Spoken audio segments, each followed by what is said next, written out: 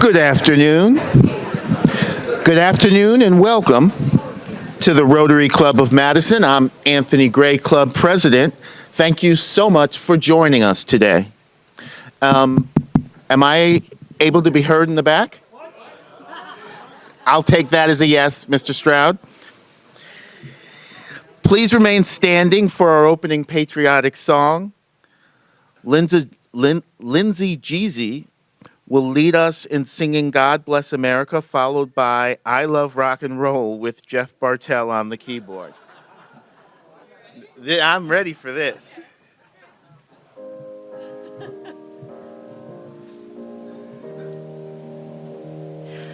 God bless America, land that I love.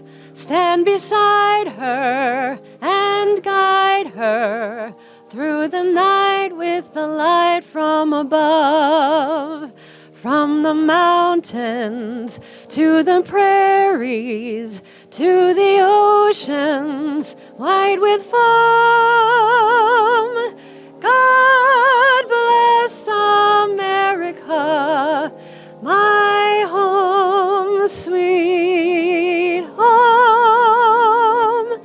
God bless America, my home, sweet home.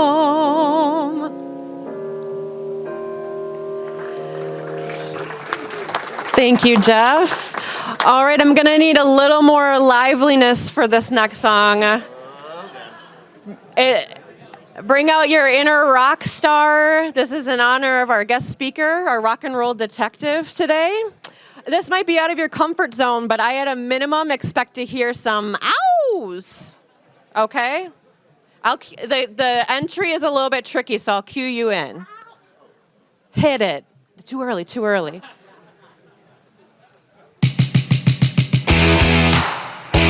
Okay, come on.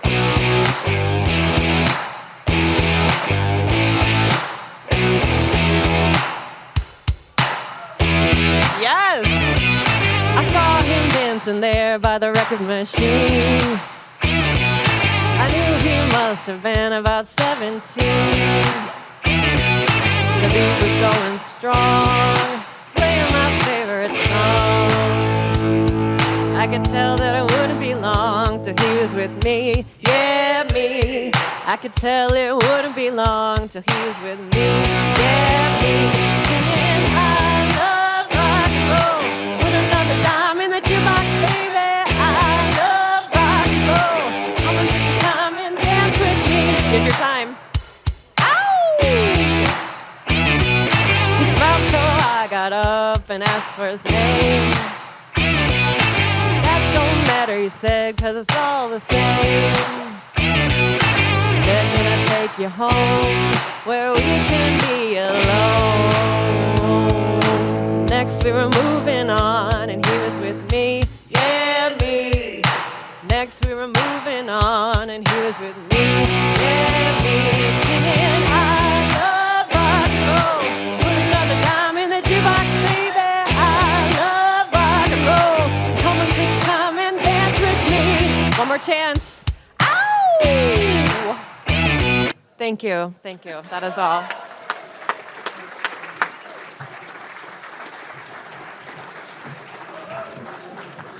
Not an easy song. Very well done. Thank you, Lindsay. Today's meeting sponsor is Eric Volkemer and the Wisconsin Association of Independent Colleges and Universities. Eric, would you please stand?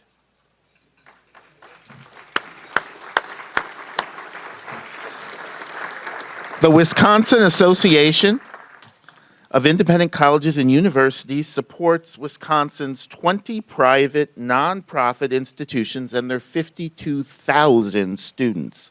Their mission is working together for educational opportunity, and they support and advocate for public policy affecting higher education at the state and federal levels. They also provide information to potential students interested in attending these institutions. The association saved their campuses nearly $18 million annually through cost-saving collaborations where dollars are directed towards student support and instruction, and offer important higher education research to our members and partners. You can visit their website to learn more about their association. Our thanks to Eric and the Wisconsin Association of Independent Colleges and Universities for their support of today's luncheon.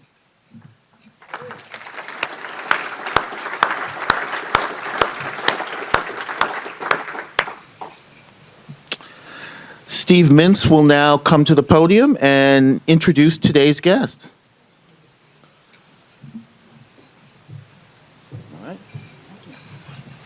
Thanks, President Anthony. Appreciate it. I'm going to welcome all of our guests here today. When I call your name, please stand, and we'll hold our applause until the very end. So, would like to welcome first Delaney Agnew, guest of Emily Grunwald, Mary Beth Collins, guest of Carl Hampton, Jennifer DeHart, guest of Eric Folkhammer, actually, we have a repeat. Ann Koenig, guest of Tanya Zastro. Ken Kovacic, guest of Mary Donahue. Candace Welsh, guest of Fred Mose. Patrick Whiting, guest of Rob Stroud. Gail Weissman, guest of Colleen Clare. Emily Wendt, guest of Susan Schmitz. And Tristan Magoo, guest of Diane Everson. Please put your hands together and welcome everybody to the meeting. Thank you.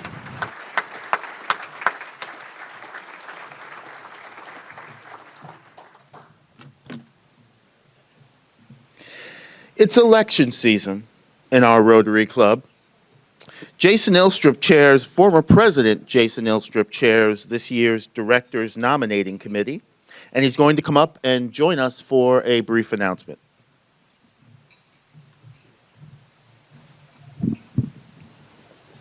No booze?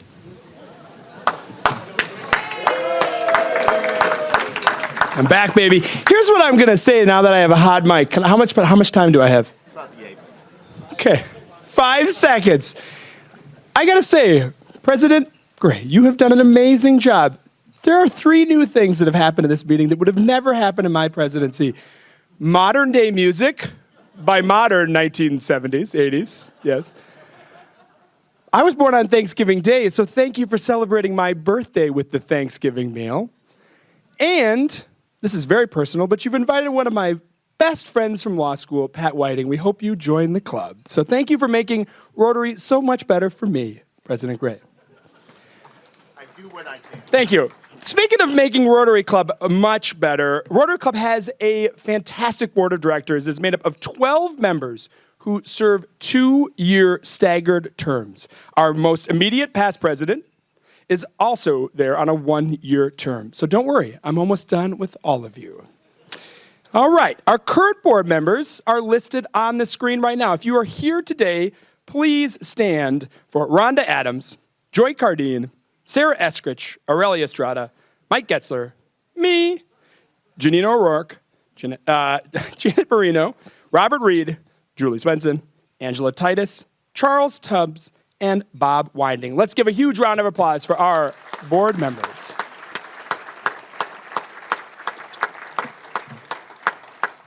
As I mentioned, there are 2-year staggered terms. So Rhonda, Sarah, Aurelie, Janet, Robert, and Bob's terms all end June 30th.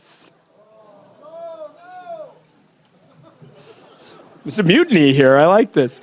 But now we begin the process of finding 6 new board members to replace these outgoing board members. The Director Nominating Committee has a list of things that we review as candidates are being considered, such as, has a member served as a chair of a committee or fellowship group? Have they supported our annual fund drive?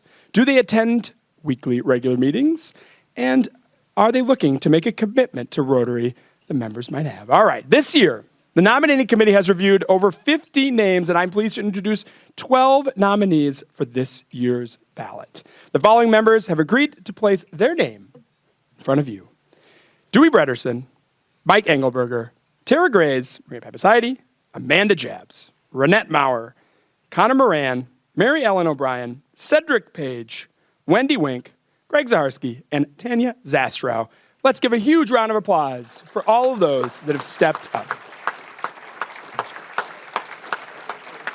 All right, so here are the details. On November 12th, the membership will select six of these leaders to join the board of directors for a 2-year term, which starts next July 1st, 2026. The 12 nominees represent the future leaders of our club, and any combination of these 6 will serve as our clubs for the next 2 years.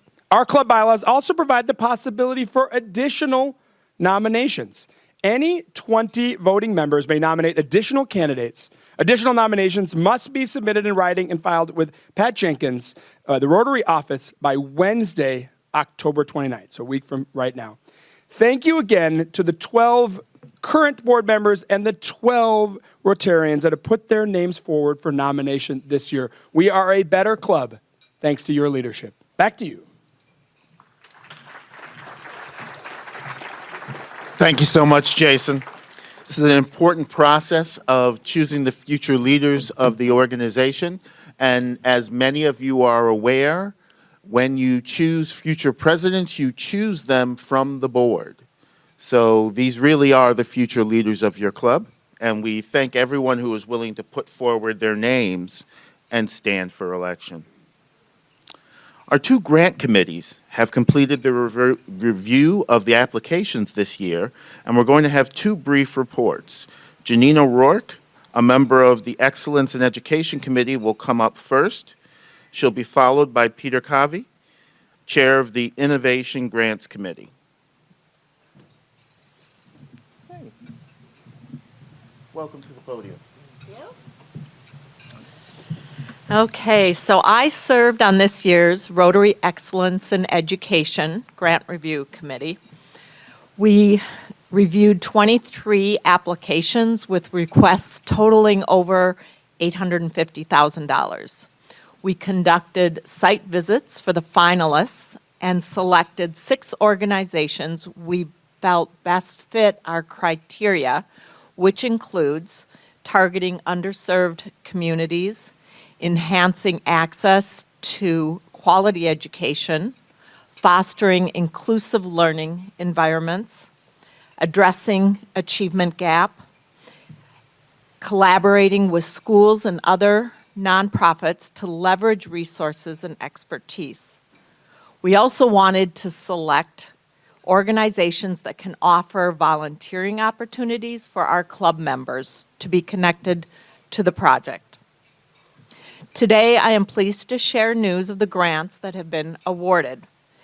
There is this white sheet at your table, 2-sided, and on that you will find the list of recipients that are receiving a total of $144,000 from our club.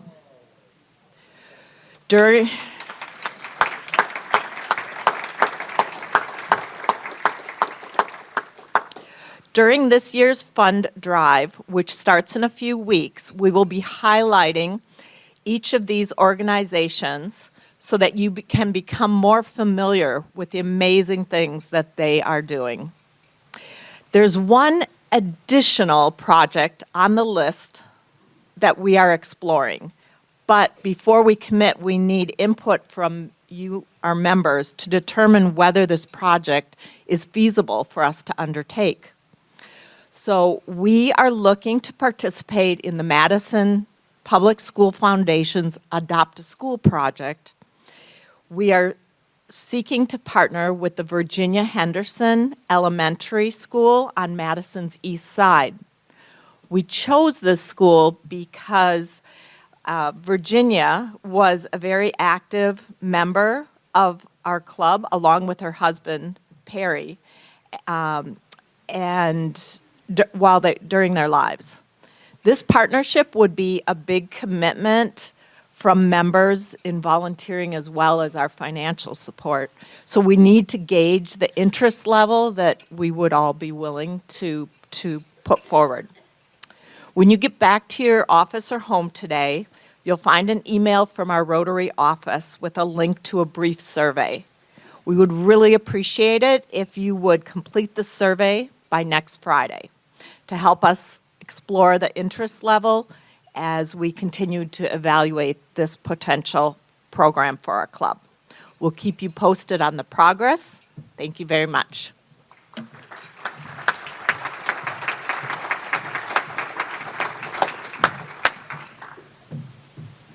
Welcome, Peter. Thanks, President Anthony.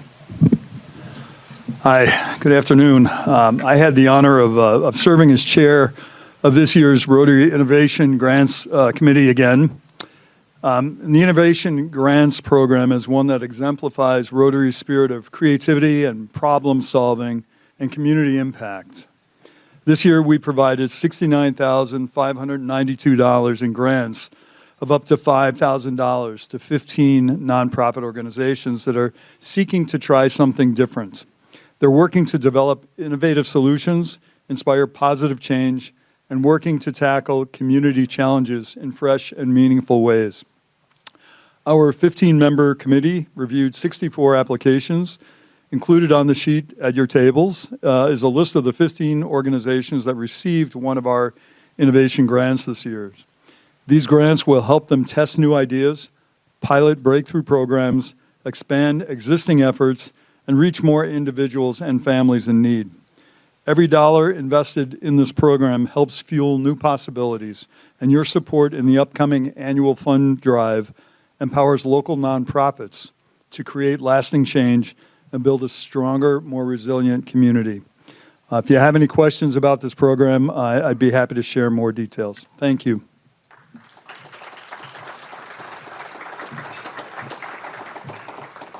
Thank you so much, Peter. We have a few announcements we're going to go through. First, this Friday is World Polio Day. Rotary has been working to eradicate polio since 1985.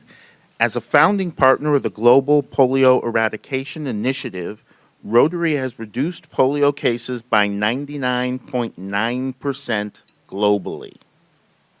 Rotary members have contributed more than $2.1 billion and countless volunteer hours to protect nearly 3 billion children in 122 countries from this paralyzing disease. Today, polio remains endemic only in Afghanistan and Pakistan. As Rotarians, we should all be very proud of this effort and all that has been accomplished to date. Next Wednesday is the final day of our Going Green Fellowship group. We'll be collecting lithium batteries. They have set up a table in our meeting room for you to drop off lithium batteries next Wednesday. Our UW-Madison Rotaract Advisory Committee is seeking interested Rotarians to mentor a UW-Madison Rotaract student. There are a few flyers at each of the tables with more details, and you can pick up a flyer if you're interested in learning more about this opportunity. And finally, I want to give a special shout out to 2 members. Ellis Waller participated in the Badger Honor Flight on October 11th, along with his son, and I'm sure it was a moving experience for him.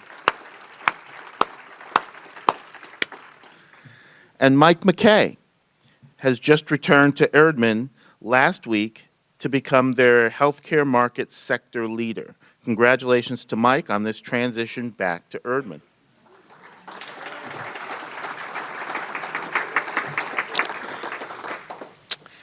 We have some birthdays to celebrate with a bit of wisdom or humor that complements Rotary's mission. We also encourage members to make a gift to our foundation's Community Grants Endowment Fund that represents their age, rounded up to 100, for our Synergy Scholarship Fund. On October 21st, we have Laura Peck. October 21st, Charles Tubbs, who shares this quote from Ruth Bader Ginsburg, quote, "Women belong in all places where decisions are being made." Thank you, Charles. October 23rd, Jennifer Owens. October 24th, Carrie Allard. Thanks to our celebrants for their contributions to the Madison Rotary Foundation Community Grants Endowment Fund. Please join me in wishing them the very happiest of birthdays. To you, happy birthday to you. Happy birthday, dear Rotarians. Happy birthday to you.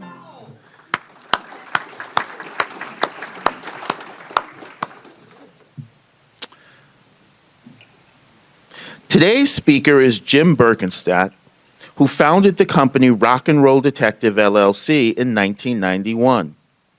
The company is dedicated to providing production, publishing, writing, research, social media, and content creation for the entertainment industry. Jim uncovers the lost history and mysteries hidden within decades of popular music, and he is an international authority on the Beatles. His book, The Beatle Who Vanished, is an Amazon bestseller and is currently in development as a major motion picture. His latest book, Mysteries in the Music, Case Closed, has won 6 awards for excellence and has been on the Amazon bestseller list for 20 straight months. His books are all installed in the Rock and Roll Hall of Fame Permanent Library and Archives. Jim has consulted to the Beatles and the estate of George Harrison on numerous projects. We look forward to your presentation, Jim, and have made a contribution to the Rotary International Polio Plus Fund as a way to say thank you for speaking with us today. I also want to mention that we will have Q&A with our speaker at the end as time permits, but please wait for the microphone if you have a question. Please join me in welcoming Jim Berkenstadt to our podium.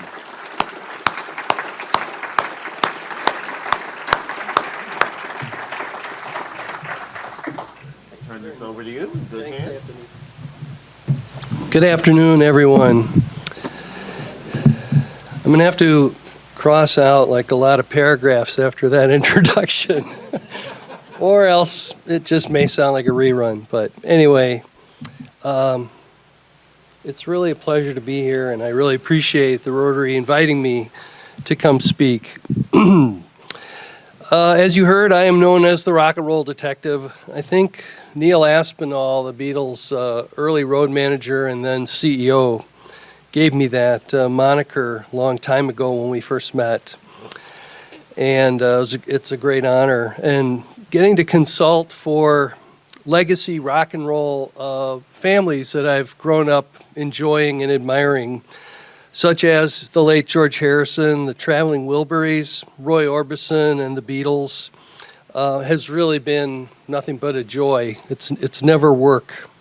I've served as a historical TV expert on documentary series that have been shown on Netflix, Reels Channel, HBO, Paramount Plus, Hulu, and Disney Plus.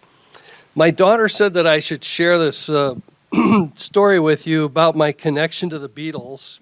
It was a meeting that they had before George Harrison passed away, and it was recorded so that George's assistant could type up a transcript. And one day she called me up laughing and said, "You got to hear this." So, sorry, I'm getting over a cold, so I may not get the accents so good, but here goes. It was 2001. It was George Harrison's last board meeting for Apple Corps in London. Paul McCartney, Ringo Starr, Yoko Ono, George, and Neil Aspinall were in the room. And they were discussing wanting to do an extended remake of their film Let It Be that had come out in 1970. They wanted to do a longer version. It eventually would be called The Beatles Get Back. But they were missing half of the audio needed to sync up with one of the film cameras that took 50% of the footage of the film. And without that audio, they couldn't make the film. The audio had been stolen by an Apple employee circa 1970. So George Harrison said, "There's this guy named Jim Berkenstadt in Madison. He can help us locate the lost music in audio." Remember, this is a transcript. I didn't make this up. Ringo said, "George, where's Madison?" Paul McCartney said, "Ringo, it doesn't matter where Madison is. George has Jim's telephone number." So shortly thereafter, I got a call from the Apple CEO, Neil Aspinall, asking me to locate the lost audio for the film so they could make it. And within about a year's time, I was able to find all 60 plus hours of the lost audio. So again, for me, growing up as a Beatles fan, that was a great honor because, of course, I wanted to see the new documentary too. Some of my older books in the past include Black Market Beatles, the story about the Beatles' lost recordings, which in fact was the first time Neil Aspinall heard about me because someone dropped the book off in front of him in his office, and they used some of the suggestions of Rare Audio when they put together the Beatles anthology 6 CD set, which is again being re-released with some new material this fall. Then I also wrote a book that started here in Madison, Wisconsin, called Nevermind Nirvana. It's the inside story of the making of the album Nevermind, which was perhaps the most important rock album of the 90s. And it started on Baldwin and East Wash at Smart Studios in Madison.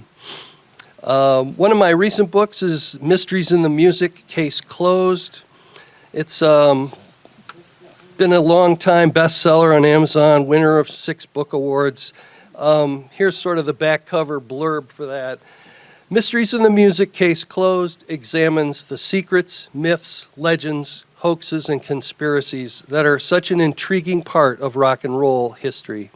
These mysteries have fascinated rock fans for so long because no one has ever asked eyewitnesses the tough questions or dug through the primary sources and documentary evidence left behind until now. After many decades, the backstories of pop and rock music lore are finally unearthed, and the truth is revealed in Mysteries in the Music, Case Closed. In it, I solve 8 mysteries. Some of those mysteries include who really discovered Elvis Presley? Did Bob Dylan, the Beatles, and the Rolling Stones attempt to form a supergroup in 1969? Whose idea was it? And how did this story originate? Another chapter I solve is, did the CIA attempt to assassinate Bob Marley twice in 1976? And if so, why? And the fourth one that I'll tell you about a little bit is, did the Beach Boys steal a copyrighted song from psychotic cult murderer Charles Manson? Now, many of these you've probably heard little rumors about, but until now you've never found anyone that has dug into them to find out exactly what happened. There's also a mystery about Charlie Patton, who's sort of the grandfather of all blues. And I just wanted to publicly thank Kaleem Kher, who's here somewhere today.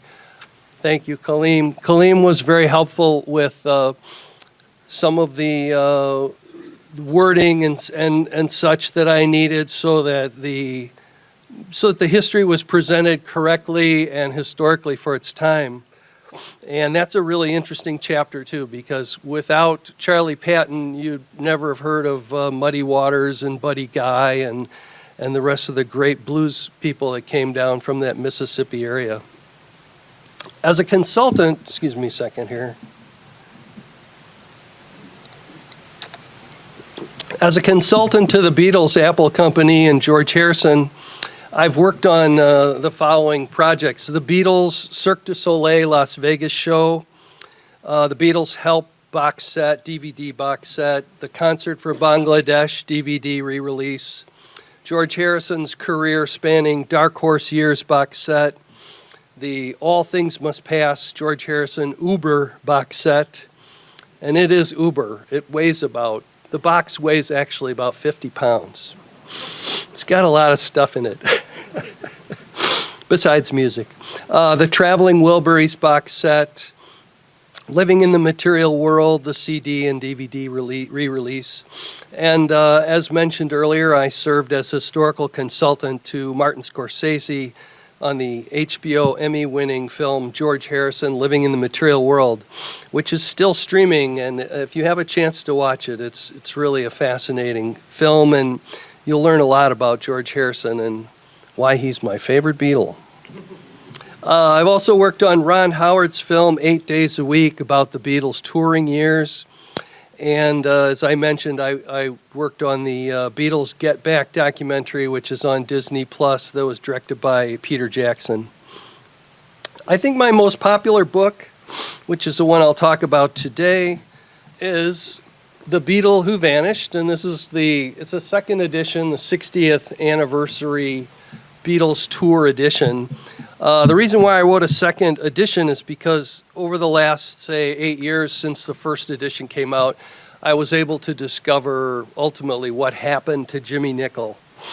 The Beatle Who Vanished is the first historical account of Jimmy Nicol, an unknown drummer whose journey from humble beginnings to saving the Beatles' First World Tour was only part of his legend. Though his 13 Days of Fame made headlines, the true mystery of Nicol's story is riddled with blacklisting, betrayal, drugs, divorce, bankruptcy, and an eventual disappearance that led many to question whether he's dead or alive. So why dedicate years of research to Jimmy Nicol? This is my wife's question. Why dedicate years of research to Jimmy Nicol, a temporary Beatle who spent 13 days with the group? Well, prior to my book, Nicol had only merited one sentence in Beatles history, and that he subbed for Ringo Starr, and that was it. And he's never even been in a British music history book at all. So it was a challenge to me to see if I had the ability and the research skills to find someone who had been to the top of the entertainment world, but who never wanted to be found.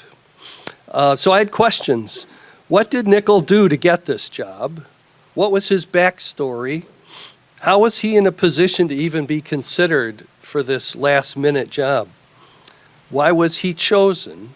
And how is it that Jimmy Nicol already knew all of Ringo Starr's drum parts for the songs that he would ultimately end up playing with them?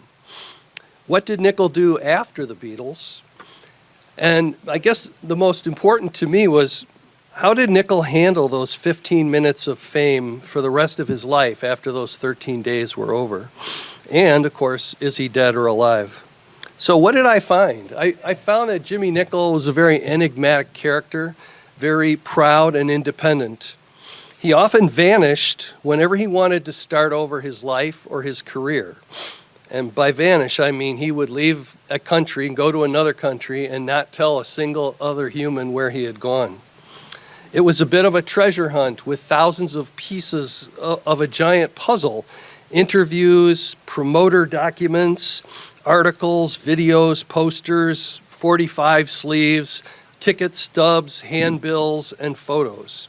I had to figure out how to fit them all together to understand his life story. I interviewed a number of people close to the Beatles, as well as people who were close to Jimmy Nicol, such as Tony Sheridan, who was a mentor to the Beatles in Hamburg, Peter and Gordon, Neil Aspinall, who we've talked about, George Martin, the Beatles producer, Graham Nash of Crosby, Stills and Nash, Tony Newman of a group that toured with the Beatles called Sounds Incorporated, Johnny Gentle and Joe Brown, early rock and rollers in England, and members of Jimmy's old bands, Colin Hicks and his Cabin Boys, Vince Eager and the Quiet Three, the Cyril Stapleton Big Band. Believe it or not, there are still people alive from that big band. Someone who many of you may know still today, Georgie Fame and his Blue Flames, the Spotniks, which were a Swedish instrumental band, and I located Julia Villaseñor, Jimmy's second ex-wife, who he met at some point in Mexico. And I tried talking to her for 6 months. I'd call and she goes, I just don't know if I should talk to you. I don't know who you are. And even though I'd given her the background. And one day I called her after 6 months and said, Julia, I can't do this book without you. And she said, where do you live? And I said, I live in Madison, Wisconsin. And she said, oh, my sister-in-law lives in Madison, Wisconsin. Has this happened to any of you where someone always knows someone in Madison, Wisconsin? So immediately she opened the door and gave me all types of interviews and photos and information because I live in Madison, Wisconsin. So there was a lot of drama when Ringo Starr fell ill and Jimmy Nicol was chosen. There was just 24 hours before the start of the Beatles' first world tour in June of 1964. There were no out clauses, no legal out clauses. There was no insurance for someone getting sick so that the band could play at another time. It was the show must go on. So it had taken a year to organize this concert as well, or this tour. And if they had canceled the tour at that time, you might not have ever heard of the Beatles, because this was, so early on, and pop groups had a very short shelf life back then. So they were all set to go. They had to find someone, and George Harrison said, without Ringo, we're not the Beatles. I'm not going on tour. Anyway, Brian Epstein and the other Beatles finally said to him, we have to do this or our career's over. So George agreed, and then he had a funny quote in the Beatles anthology film about having to go on tour with Jimmy Nicol, and he said, of course, how many Beatles does it take to screw in a light bulb? 4, you see. So there were some interesting surprises in my research along the way, and what I learned that Jimmy Nicol was a very accomplished drummer before he even came to the Beatles. He could play ska, reggae, big band, jazz, R&B, blues, and rock and roll styles on the drums, and he could sight read music, which is something the Beatles could not do. I learned that Nicol later came to blame Brian Epstein for blacklisting him after the tour. And that's an interesting story that I dug deep into, talking to former aides of Brian Epstein, as well as analyzing what precipitated him to think this and how it all worked out, and that's, of course, in the book. I learned from the Beatles producer George Martin that he had no idea who Jimmy Nicol was when he came in for his tryout with the Beatles. Actually, it was Brian Epstein and Paul McCartney who were familiar with Jimmy Nicol and ended up calling him. I learned that Jimmy Nicol wanted to stay behind in Australia to work with an artist in Sydney named Francis Fay, who was a Capitol Records recording artist at the time. But again, he and Brian got into some arguments, and he was sent home on the airplane as pretty much within 12 hours after Ringo returned to the band. I found that Nicol was not the first drummer who was asked to replace Ringo Starr, and he was not the second one either. The first two were too busy to go on tour with the Beatles. Imagine that. And they're people we've never heard of. Wonder why. I discovered that by a strange coincidence, Jimmy Nicol knew all of Ringo's drum parts for the songs that they were going to perform. Talk about the stars aligning for the Beatles when they had such an issue, to resolve in less than 24 hours. They didn't have to teach him any of the songs. He already knew them. I learned basically that whenever he wanted to start a new life, he would just walk out the door and not look back, and he would vanish. So some of the some fun stories. One of them that I recall was one day I was trying to interview this Colin Hicks of Colin Hicks and the Cabin Boys, and I couldn't find him anywhere. And none of the people that were in his band had talked to him in decades. But one of them said to me, I think Colin Hicks went to prison for theft, so you might find him there. So I Googled Colin Hicks and prison, and there was only one good result containing both search words, so I clicked on it. The next thing I knew, I was looking at this crazy triple X-rated bondage site and all these horrible pictures. And I'm like, how did I get here? So I'm falling down the rabbit hole of the internet, and I scrolled down this site like this. Because I thought maybe at the bottom there's something about the guy related to Colin Hicks. So I get to the bottom, and there's a bio of a guy named Max.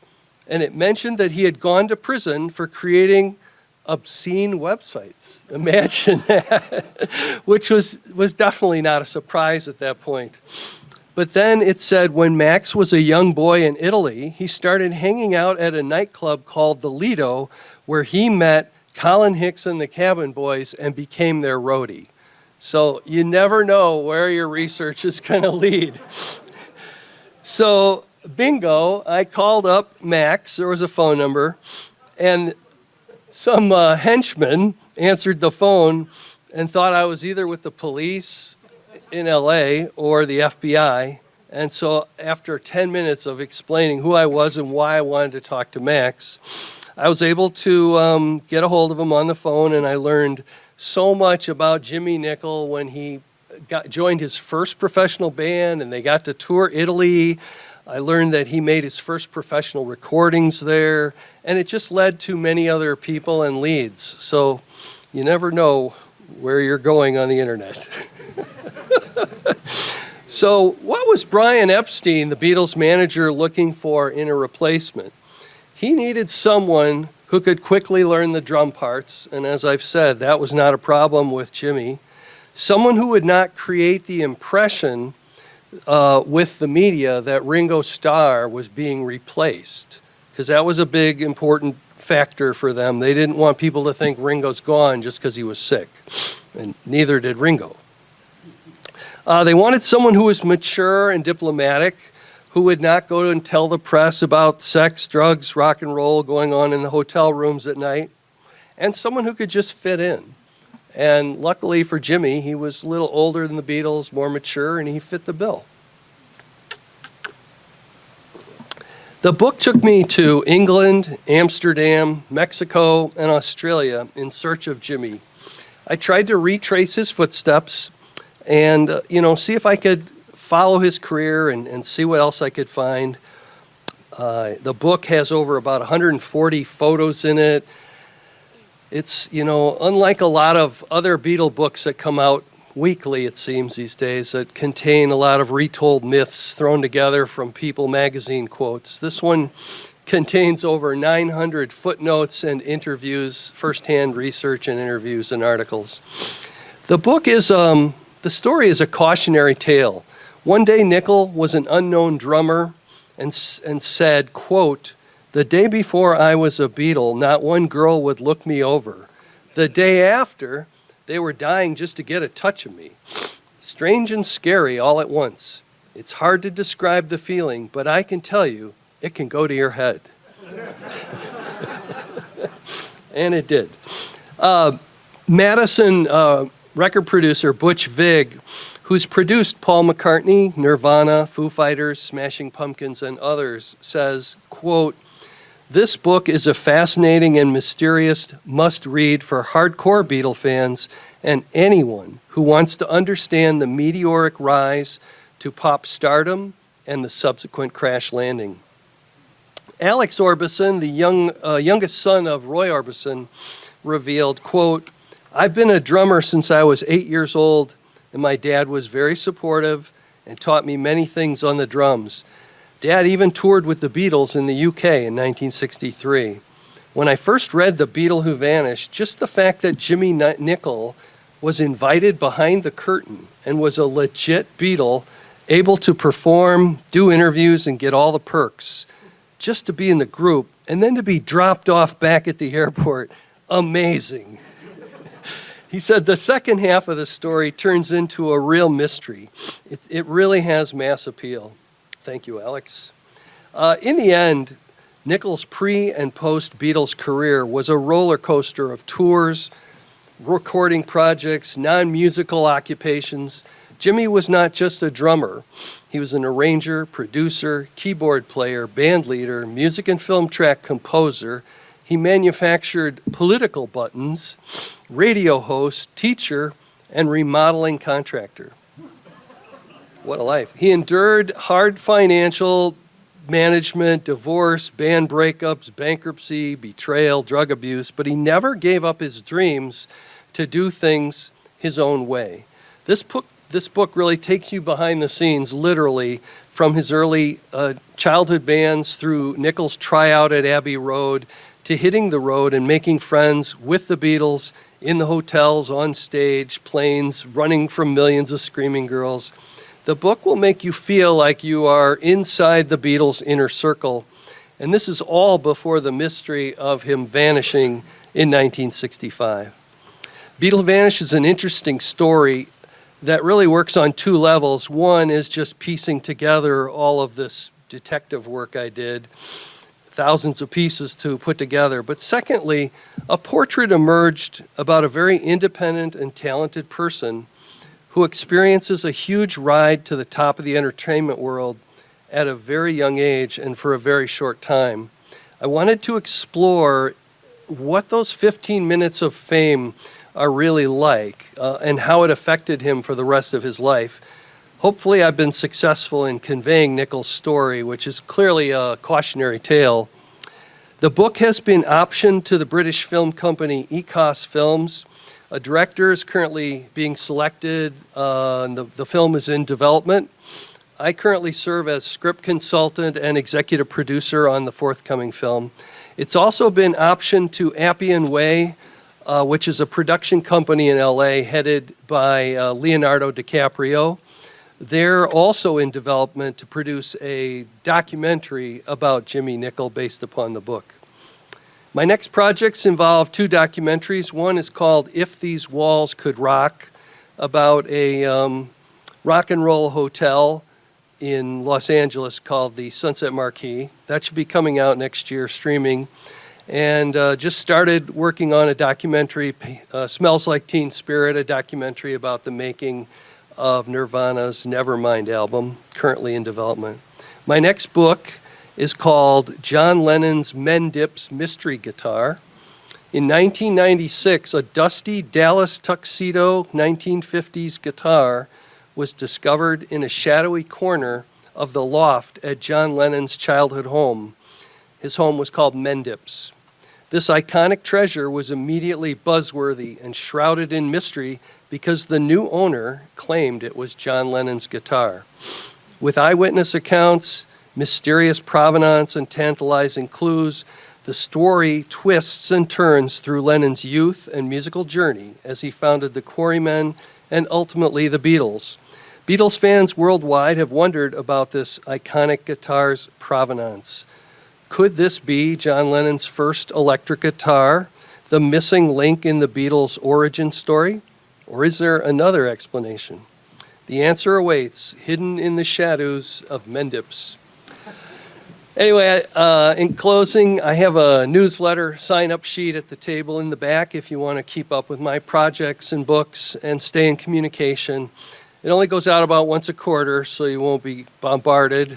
Also, I have a couple of books back there if anyone would like to buy one today. And also, you can find my books in 4 formats, paperback, hardback, Kindle, and audio at Amazon.com. And if you want signed copies through the mail, you can go online to thebeatlewhovanished.com. Or for my Mysteries in the Music Case Closed book, you can go to musicmysterybook.com. My main website that shows my whole rock and roll career is called rockandrolldetective.com.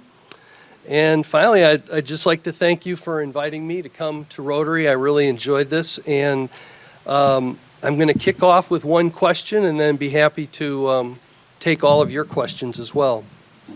The question is, if you were born and alive in the 60s, how many of you were aware the Beatles had to find a last-minute substitute drummer for their first world tour to replace Ringo Starr in 1964? Okay, there's a few. All right. All right, so anyway, thank you very much, and happy to take your questions. Thank you very much for your talk today. Are there any great mysteries related to Madison, Wisconsin that we can uncover or confirm or deny, such as Grace Slick playing Frisbee in front of the Edgewater, unclothed? Yes. Yes, good. Elvis actually really breaking up a fight at a gas station on Park Street? And you didn't ask about an airplane crashing in Lake Winona? And also, is it true Elvis in that last tour in 1977 actually sat at the Edgewater Bar all evening and nobody recognized him? If only Scott Faulkner was here, because he has all of those Edgewater stories. But you know what? I actually did that chapter about, who really discovered Elvis Presley. But as far as the mysteries you have brought up, I would have to put on my gumshoes and get out there and find out. I think Stu Levitan probably knows all those answers, because he is Madison's historian. Well, Elvis did break up a fight on East Washington Avenue in 1977. That's documented. There's even a plaque there for it. But sitting at the bar, that much I don't know about. And we won't talk about Grace, because we just won't talk about Grace. And Joni Mitchell, the photo of Joni Mitchell's Hajira album is taken in front of Picnic Point with ice skates that she bought on State Street. So that part's true as well. Yeah. Jim, thanks very much for coming. I've enjoyed all your books. Thanks, Stu. Are there any mysteries that, I don't want to say you weren't able to solve, but haven't yet solved?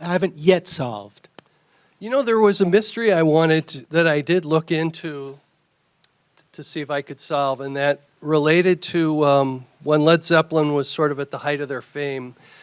They stayed at a hotel before playing at Madison Square Garden, and their manager used to deal everything with cash. And so, I don't know, something like a couple $100,000, and he stuffed it into the hotel lockbox, and of course it was gone the next day, and no one had, broken open the lockbox, so obviously you think inside job. Well, when I looked into police reports and all those things, first of all, so many people in that classic rock era are no longer with us, and so a lot of people that I might have wanted to talk to are dead. And then secondly, there doesn't seem to be many leads for that particular case. So when I feel like I can't do a case justice and solve it, then I move on to one that might have that potential. Looks like we have time for one more. Jim, I love your presentation. I'm looking forward to reading your book. I've got to know, why is George your favorite Beatle?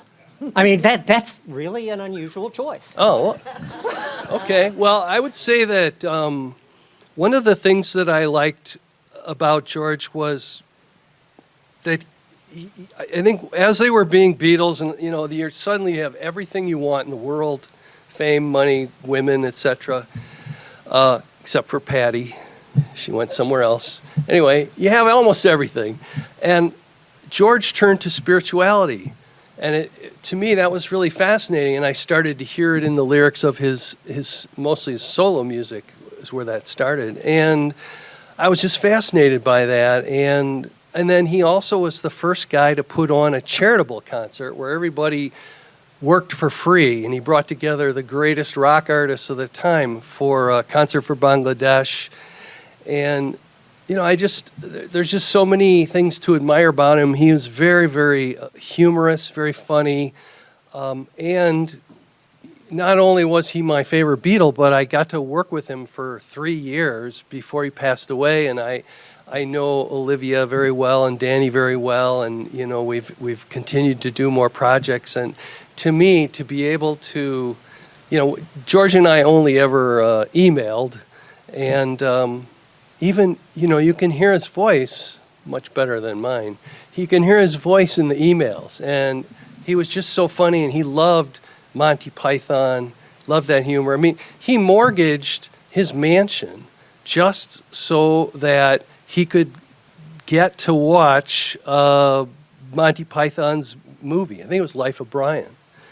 And, without that, yeah, it was because the movie company pulled out saying this is a blasphemous movie. So he said, I wanted to buy a ticket. So he bought a very expensive ticket, and it turned out really well. And then he actually started a movie company around that. But I've always felt that his guitar playing, when he's soloing, and it just is something that really reaches me deep inside. Yeah, I mean, that's not to say I don't love the other Beatles, but Ringo's at the bottom.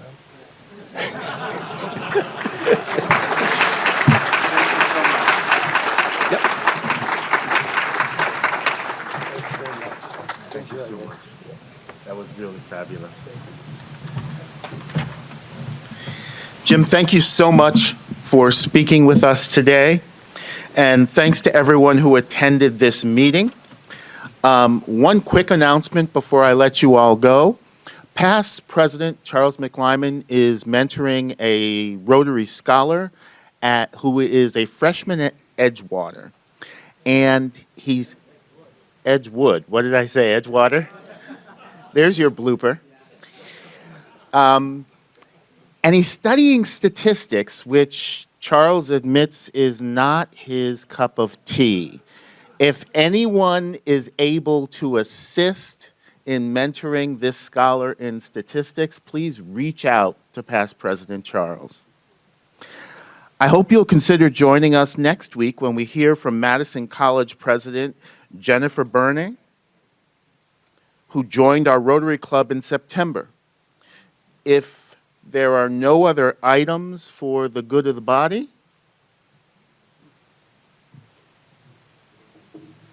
I announce us adjourned.